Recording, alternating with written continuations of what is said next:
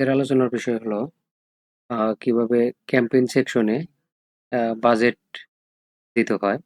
তো এজন্য আমরা ক্যাম্পেইনে প্রবেশ করব। তারপর আমরা স্ক্রল করে নিচের দিকে চলে যাব।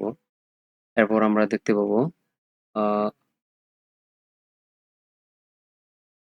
Advantage campaign budget. তো এটিতে আমরা অফ করা থাকবে, আমরা এটি অন করে দেব। অন করে দেওয়ার পরে এই জায়গায় দেখতে পারতেছেন ডেইলি বাজেট। ডেইলি বাজেটের এই জায়গায় আমরা কত ডলারের অ্যাড চালাবো, আমরা ডেইলি প্রতিদিন $5 অ্যাড চালাবো। তো এভাবে $5 এই জায়গায় দিয়ে দিব।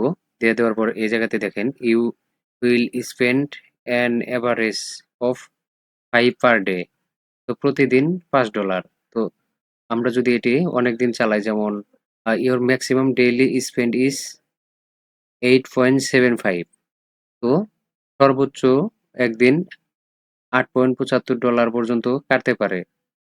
উইকলি মানে ১ সপ্তাহের জন্য $35। তো সেই ক্ষেত্রে একদিন 8.75 কাটলো। আরেকদিন কম কাটতে পারে, যেমন $3 থেকে $4 এরকম কাটতে পারে। তো সর্বোচ্চ ৭ দিনে $35 কেটে নেবে।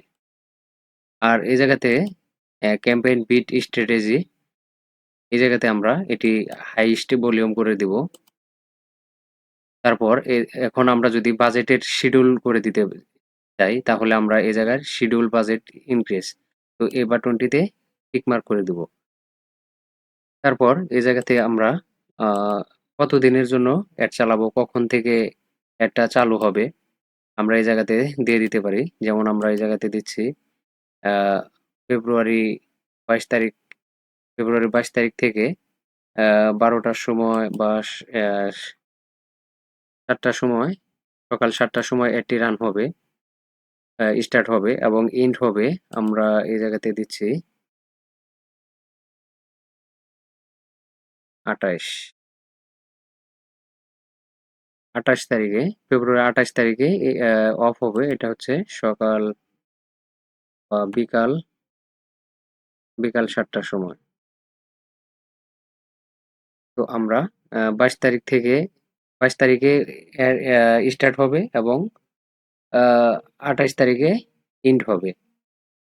তো এভাবে আমরা আরেকটি increase daily budget by value amount.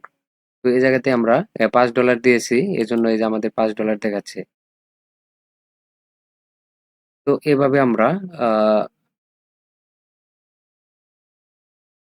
Daily budget set up করতে পারি।